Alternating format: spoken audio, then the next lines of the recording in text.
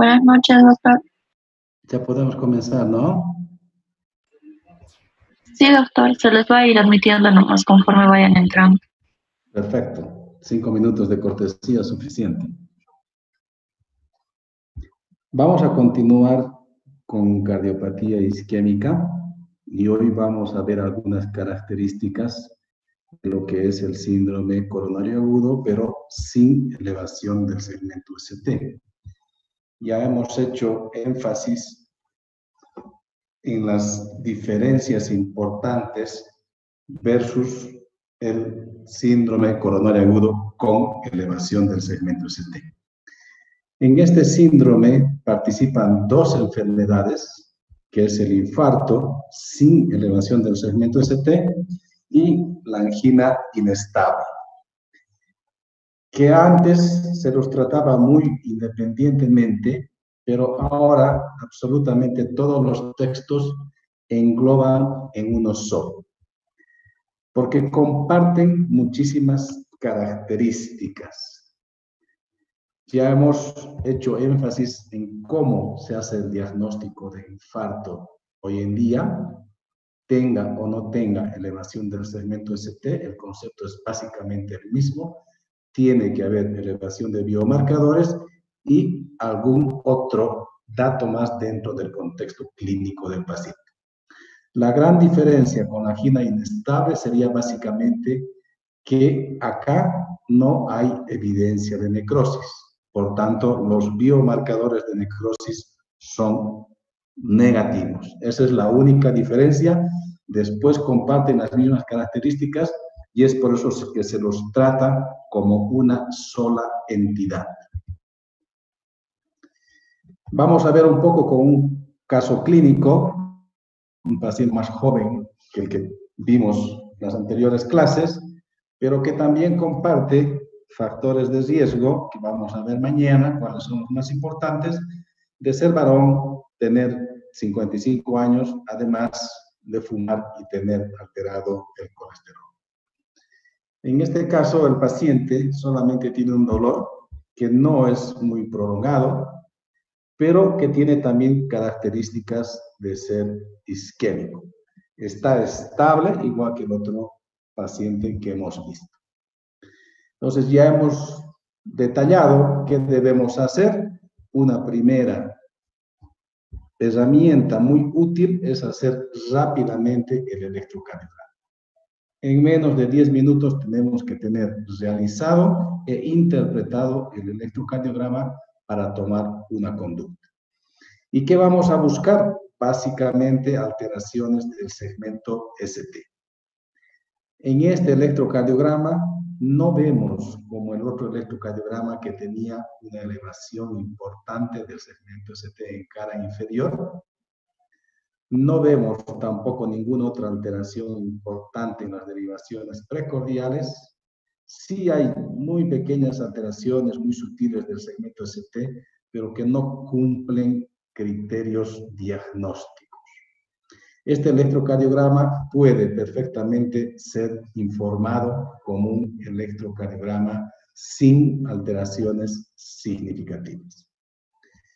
Pero en un paciente con clínica sugerente de isquemia y con factores de riesgo, así sea el electrocardiograma completamente normal, yo debo sospechar que está teniendo un evento coronario agudo. Por tanto, mi primer diagnóstico será síndrome coronario agudo y en este caso sin elevación del segmento ST, prácticamente con un electrocardiograma normal.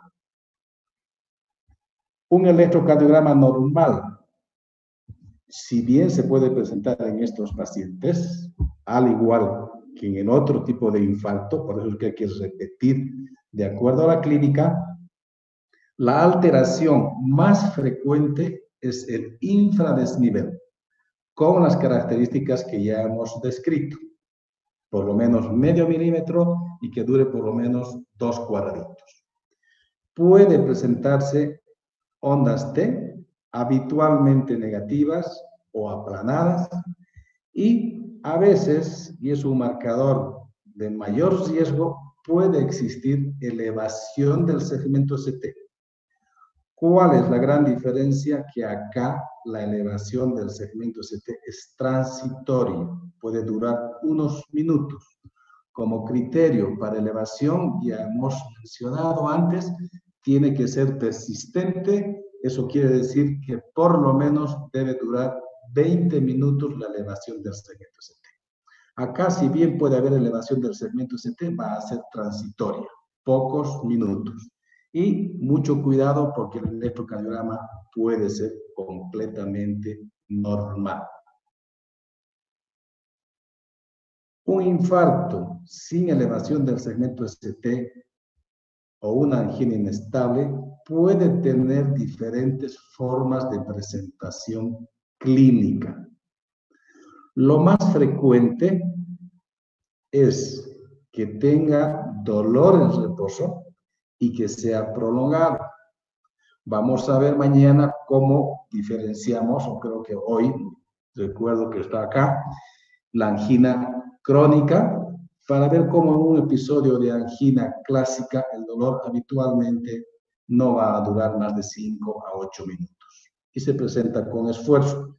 Acá, para hablar de un infarto sin ST o angina inestable, el dolor tiene que ser prolongado y además habitualmente se presenta en reposo. Esta es la forma de presentación más frecuente y a lo que nos vamos a referir prácticamente ahora. Otra forma de presentación de este cuadro es que una persona ya tiene historia de angina crónica, pero que en los últimos 2 meses ha progresado en cuanto a su presentación en clase funcional. Es decir, si hace un año tenía angina en clase funcional 1, solamente con grandes esfuerzos, y los últimos meses refiere angina con pequeños esfuerzos, se considera una angina inestable. Sí, esto sería, perdón, es al revés. Esta sería una angina crónica que progresa los últimos meses. Esta otra angina se llama desde reciente comienzo. No tiene historia de angina crónica, no tiene dolor de reposo, pero sí se ha presentado los últimos 2 meses y en clase funcional por lo menos 3 a pequeños esfuerzos. Y si una persona que ha tenido un infarto y que dentro de los 30 días posteriores al infarto vuelve a tener angina, se la cataloga como una angina inestable. ¿Cómo voy a manejar este cuadro? Rápidamente debo iniciar una terapia farmacológica general. En este caso, estratifico el riesgo del cuadro que se está presentando y posteriormente, si es que voy a hacer una angiografía, porque el cuadro lo justifica, tengo que hacer una revascularización. Si ustedes ven acá, la primera gran diferencia en el tratamiento es que no está indicado hacer una terapia de reperfusión. No hacemos trombolítico ni hacemos angioplastia de urgencia en los pocos minutos. ¿Por qué? Porque la arteria no está completamente ocluida. Y a veces, al hacer esas intervenciones, empeoramos el pronóstico en lugar de mejorar. Si se hace de urgencia, como vamos a ver, se hace solamente en algunos casos seleccionados. Pero como concepto grande, si no hay elevación del segmento ST, no utilizamos ni trombolítico ni hacemos una angioplastía de urgencia para intentar desobstruir la arteria. ¿Y qué hacemos? Tenemos que evitar que esa arteria se ocluya completamente. Y tenemos que utilizar nuevamente doble antiagregación plaquetaria. Los dos en forma aislada son útiles, pero si se combinan van a tener un efecto sinérgico y es muchísimo mejor.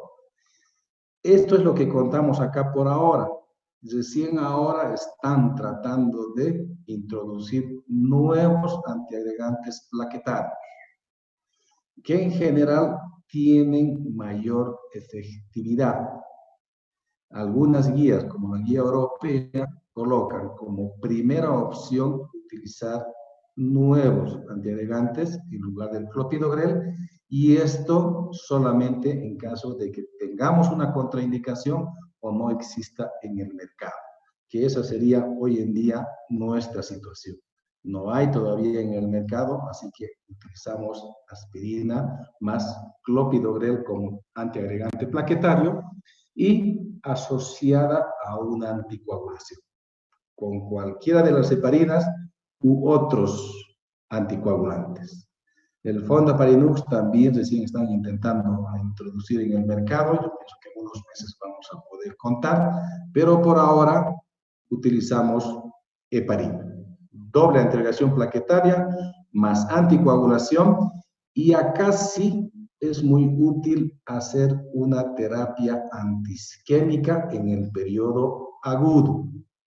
Los objetivos en este cuadro es que no se tape completamente, lo cual voy a conseguir básicamente con esta terapia antitrombótica, pero además una terapia antiisquémica básicamente para reducir el consumo de oxígeno y para mejorar en algo el flujo coronario. Para eso, ¿qué es útil?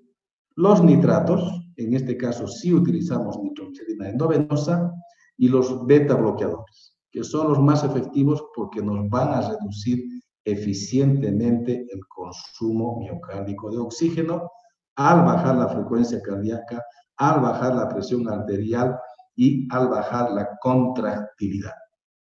Si tenemos contraindicaciones como un asma activo, recurrimos a antagonistas cálcicos. Y todo paciente isquémico que tenga aterosclerosis debe estar bajo terapia hipolipemiante, independientemente de sus valores iniciales de colesterol. Básicamente, cualquier paciente que tenga cardiopatía isquémica sí o sí debe recibir antiagregación plaquetaria, sí o sí debe recibir terapia hipolipemiante y sí o sí debe estar bajo beta bloqueadores.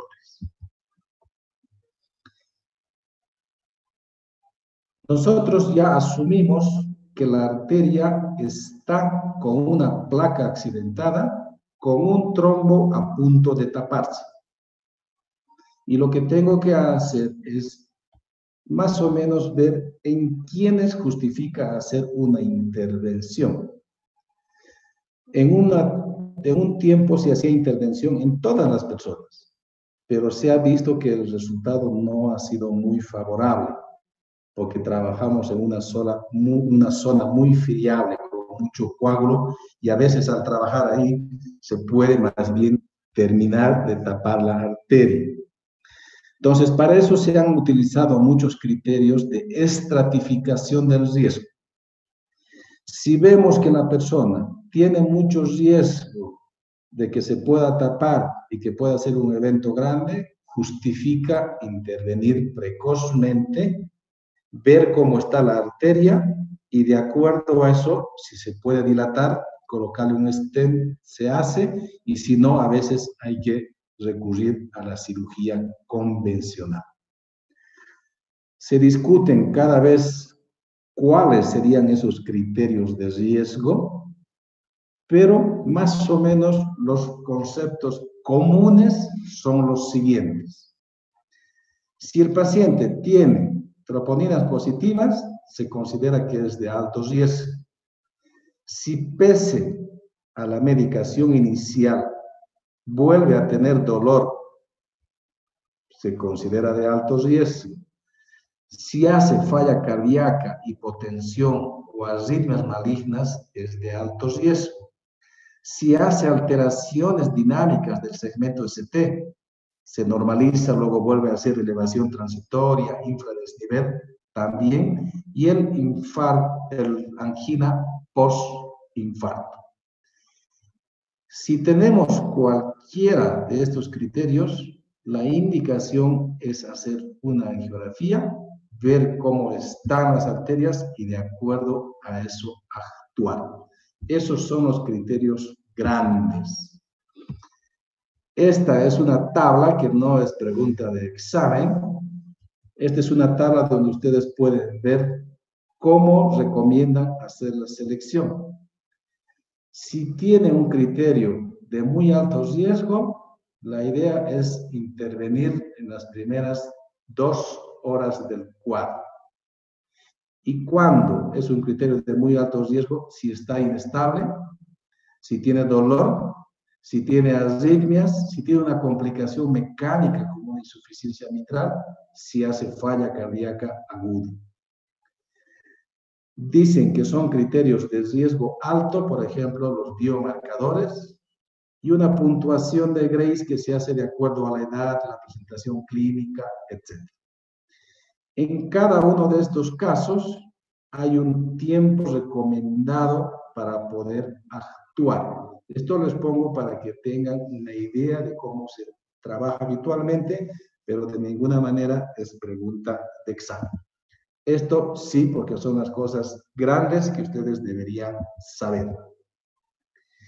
De acuerdo a esas tablas que hemos visto, se puede intervenir a las 2 horas, si el paciente, por ejemplo, hace falla cardíaca aguda, si hace un paro cardíaco o una arritmia grave, en las primeras 24 horas, por ejemplo, si solamente hace una troponina positiva, o en las 72 horas del evento, si tiene algún otro marcador, como ser diabético, etc.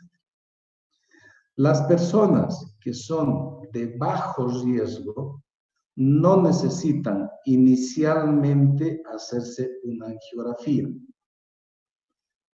Hacemos un tratamiento farmacológico, vemos cómo evoluciona y sometemos a una prueba de esfuerzo. Si en la prueba de esfuerzo vemos que hace isquemia y es de alto riesgo, recién se hace la angiografía. Pero si el paciente con tratamiento farmacológico se estabiliza y no tiene criterios de riesgo, puede continuar perfectamente con tratamiento farmacológico y evaluarlo periódicamente. La mayoría de las personas que hacen un infarto sin ST o una angioplastia requieren un tratamiento intervencionista, pero no todos. Esto es más o menos un esquema para ver cómo nos aconsejan actuar cuando el paciente es de muy alto riesgo por los criterios que ya hemos mencionado. Arritmia, insuficiencia cardíaca, se hace una intervención invasiva inmediata en las primeras 2 horas, parecido a lo que hacemos cuando hay elevación del segmento ST, porque son pacientes de muy alto riesgo. Si su riesgo es solamente elevado, como les decía, por ejemplo, porque la troponina nos ha dado positiva, intervenimos en las primeras 24 horas. Si tiene un riesgo intermedio, por ejemplo, por ser diabético, intervenimos en las primeras 72 horas. Y si tiene un riesgo bajo, hacemos pruebas no invasivas y si detectamos isquemia, recién hacemos la intervención. Una vez que hemos visto cómo están sus arterias, debemos decidir cómo tratamos las mismas. La gran mayoría hoy en día se va a hacer mediante un tratamiento percutáneo, mediante una angioplastia y colocación de un stent. Es un procedimiento bien tolerado y con muy buenos resultados.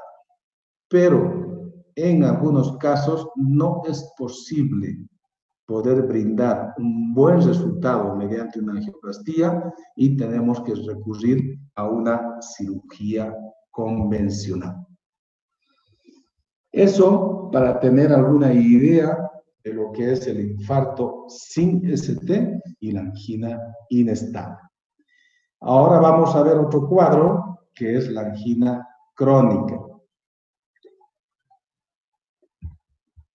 Ya les comentaba el otro día que está descrito como angina crónica estable.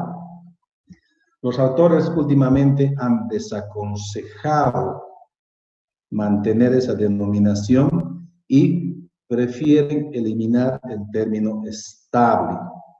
¿Por qué? Porque dicen que el médico y el paciente, si llamamos que es estable, se confían y ya no toman las medidas necesarias para su enfermedad y pueden llegar, por ejemplo, a abandonar la medicación y tener un infarto agudo de miocardio. Entonces, la denominación más utilizada hoy en día simplemente es angina crónica y ya no una angina crónica estable. A diferencia de los otros cuadros agudos, ya hemos mencionado, acá no hay formación de trombo. Acá lo único que va a suceder es que hay un desbalance entre la oferta y la demanda del flujo sanguíneo. El paciente tiene su placa aterosclerótica que está ocluyendo por lo menos el 70% de la luz. Cuando está en reposo, el flujo por esa arteria es suficiente para que no tenga isquemia, pero ante situaciones de incremento de la demanda, como hacer ejercicio, no es posible incrementar el flujo por esa estrechez. Entonces, ahí sí se produce la isquemia. Pero es reversible cuando se modifica el incremento de la demanda. Si, por ejemplo, al hacer ejercicio el paciente entra en reposo, va a aliviarse la isquemia. Y ese es el comportamiento clásico de estas personas. Para hablar de angina crónica, no debe haber modificado su estadio funcional los últimos 2 meses. Si empeora, como hemos visto, y llega a tener dolor en clase funcional 3, ya lo llamaríamos como una angina inestable.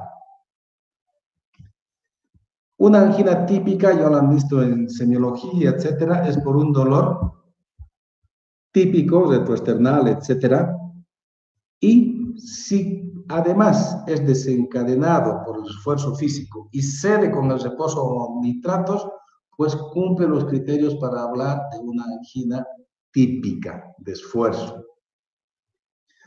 Una angina atípica es si tiene 2 de estos componentes. Y si solamente tiene uno o no tiene ninguno, pues es un dolor no anginoso. Y reiterarles que a veces las personas no refieren dolor y tienen lo que se llama equivalentes anginosos. Si una persona que tiene diabetes, presión alta, fuma o cualquier otro factor de riesgo y refiere que de repente empieza a cansarse con actividades de las cuales toleraba perfectamente, hay que sospechar etiología isquémica, aunque no nos refiera un dolor típico. La angina crónica se clasifica de acuerdo al estadio funcional y básicamente es exactamente igual que la que han visto cuando han avanzado en insuficiencia cardíaca y la clasificación de la New York. Solo que acá, en lugar de disnea, en insuficiencia cardíaca se refiere a dolor. Es decir, un paciente con angina crónica en estadio funcional 1 no tiene dolor con las actividades cotidianas, solamente cuando va a hacer actividades importantes. ¿Qué hacemos en estas personas? Lo básico, un electrocardiograma mínimo de 12 derivaciones. Cuando nosotros vemos al paciente, como el dolor habitualmente dura 5, 8 minutos, llega a la consulta o a la emergencia, en su gran mayoría, cuando el dolor ya ha cedido. Y en ese momento no tiene isquemia el paciente.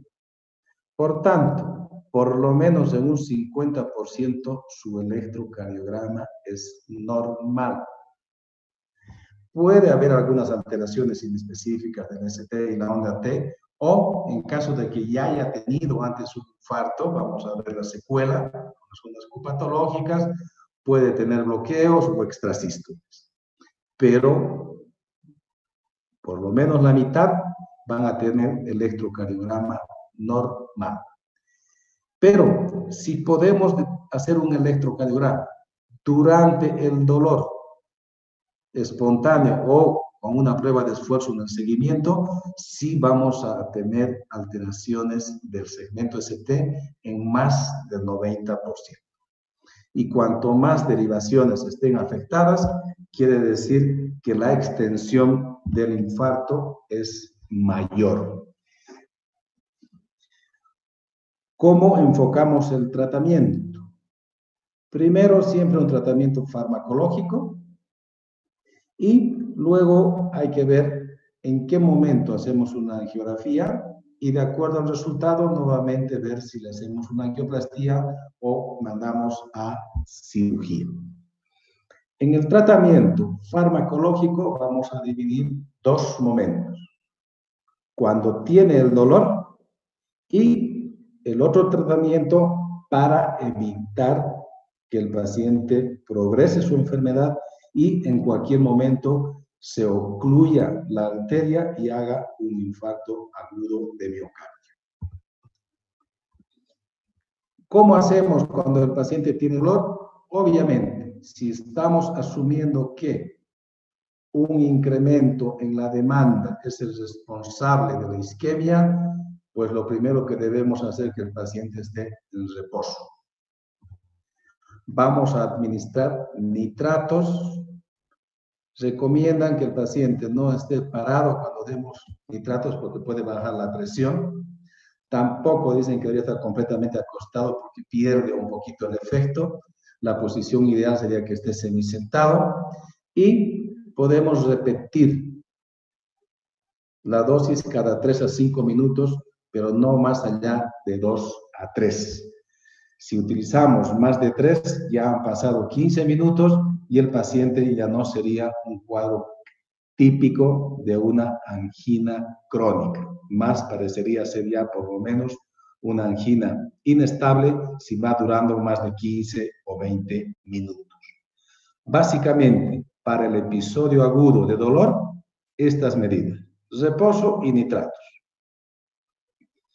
Esa persona que ha tenido la angina crónica o que tiene la angina crónica requiere un tratamiento a largo plazo, porque caso contrario va a progresar y se va a infartar. ¿En qué consiste el tratamiento a largo plazo? Una vez más, antiagregantes plaquetarios. En este caso, solamente se utiliza un antiagregante plaquetario. Recuerden una vez más que acá no hay trombo. Esto solamente es para prevenir que se presente un trombo. Entonces es suficiente un antiagregante plaquetario. La más utilizada es la aspirina. Si tenemos problemas de alergia, intolerancia digestiva, etcétera, podemos utilizar el clopidogrel, pero no combinado.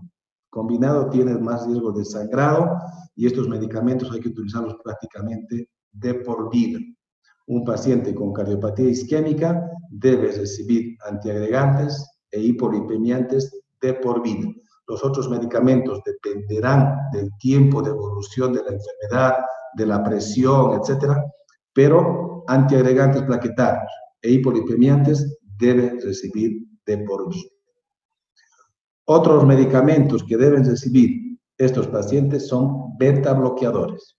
Una vez más, si el paciente está taquicárdico, está hipertenso, va a provocar isquemia.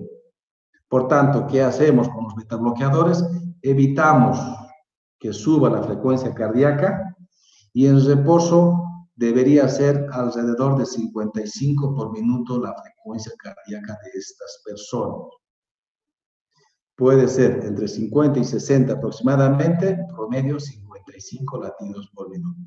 Y cuando vaya a hacer actividad, tampoco debería subir mucho la frecuencia cardíaca. Esos son más o menos los criterios para adecuar la dosis del betabloqueador.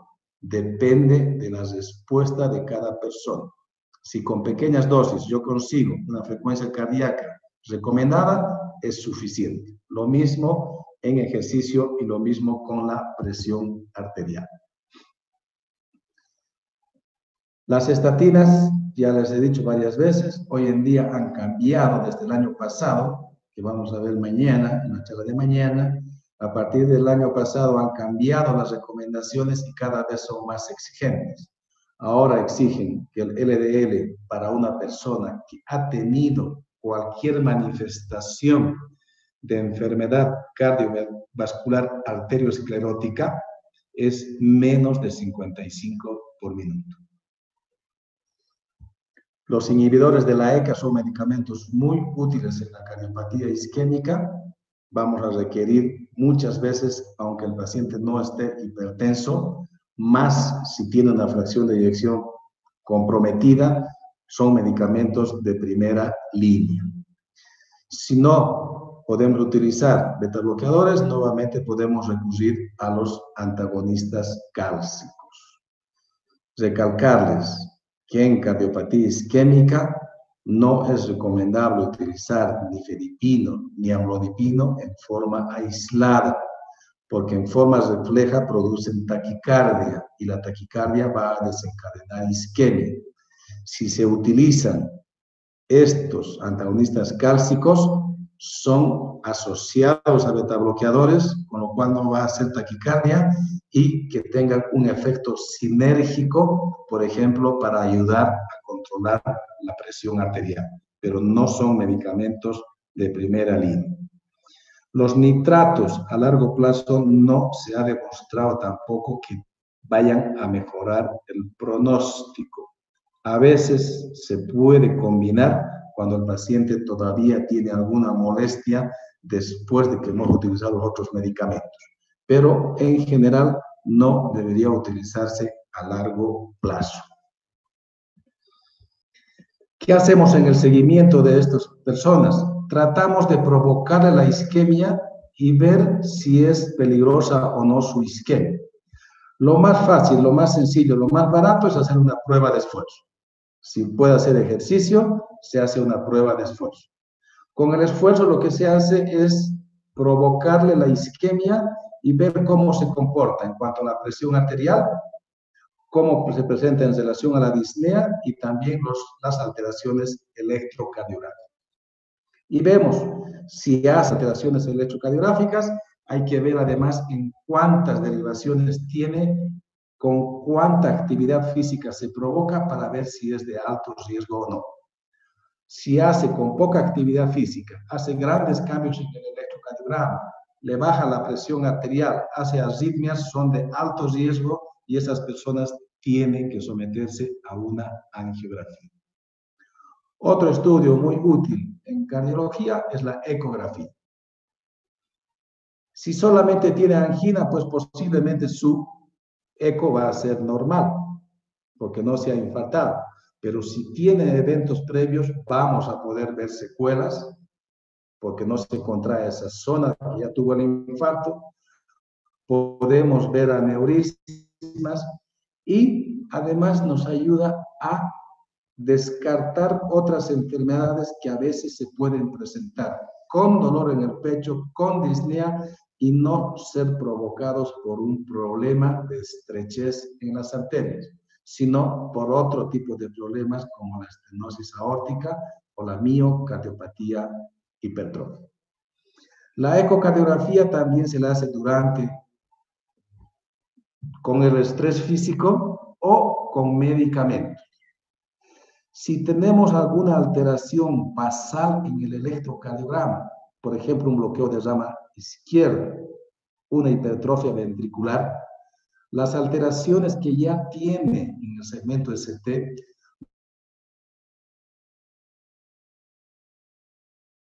donde solamente estamos viendo el electrocardiograma. Entonces, debemos recurrir a la ecografía y le mandamos a hacer ejercicio físico por algún impedimento, una artritis, etcétera, mediante fármacos para aumentar la frecuencia cardíaca. ¿Y qué vamos a ver en la ecografía? En lugar de ver las alteraciones en el electrocardiograma, pues veremos alteraciones en la contractilidad. La zona isquémica no se contrae y eso es lo que vemos con esta prueba.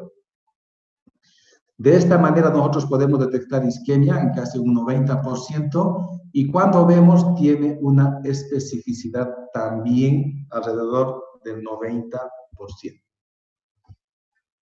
Acá en Cochabamba por lo menos no tenemos una gamografía, una temporada hubo, por lo menos había un equipo, se intentó hacer, pero no había personal calificado para poder hacer, pero es una opción.